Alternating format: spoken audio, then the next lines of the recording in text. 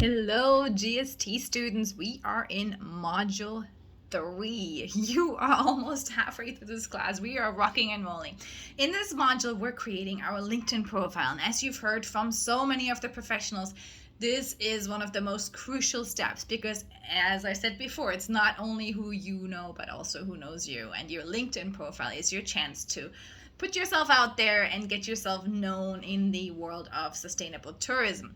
So create your profile well, connect not only to me, but all your other professors, Amir and John, who are your other co-directors of the Global Sustainable Tourism Program.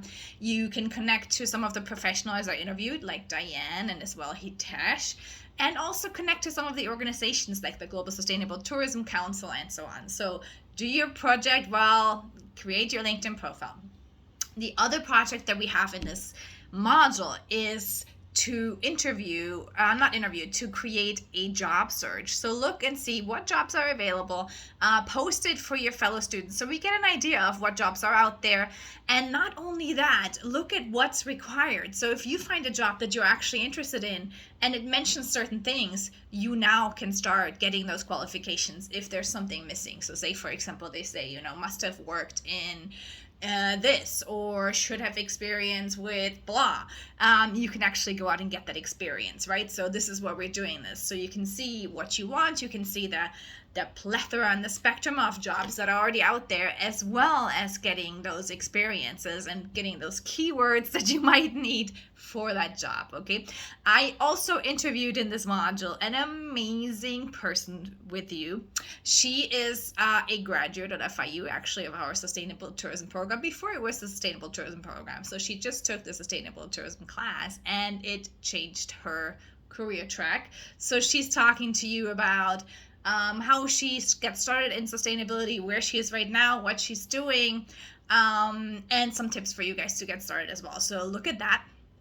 And then in the next module, I'm doing an interview with two of your fellow co-directors in sustainability, which is John and Amir, who are directing this program with me. Lastly, what I want to do right now is to share with you some of the tips on your research paper. Now, please do not freak out. This is not a research paper. You do not have to know statistics or,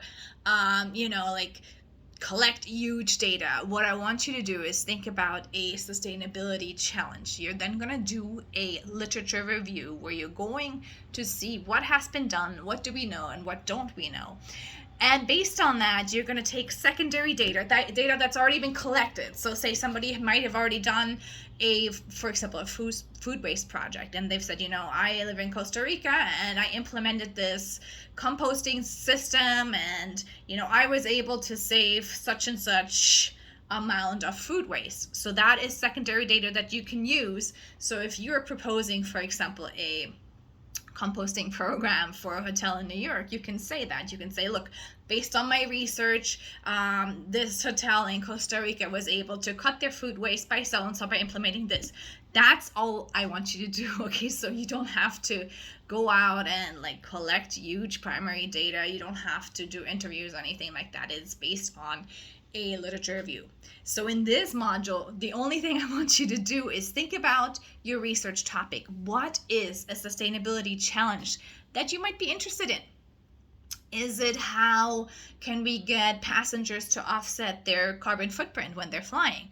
Or, how can we decrease fuel consumption of airplanes? Or how do we, as a destination, get all of our vendors to be more sustainable? Pick a sustainability challenge that you're interested in. And just for right now, all I want you is to post that topic. Start doing research on it. And by research, I mean going out and looking at the literature, seeing what's out there. What do we know? What do we not know? What has been done?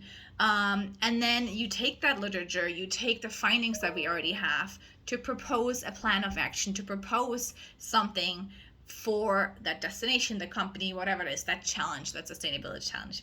Does that make sense? I hope that explains this project better for you. And you'll see in the next module, it's not for nothing that I'm making you do that, because when you actually go out for your jobs, for your internships, your practicums, whatever it is, it's great that you can say, hey, I did this research and here's a project that maybe I could implement here, right? That's the kinds of things that your employers want to see. They want to see that you're able to look at a problem and say, hey, I could maybe solve this for you, or have an idea, or here's how much this could save. It's data based, right?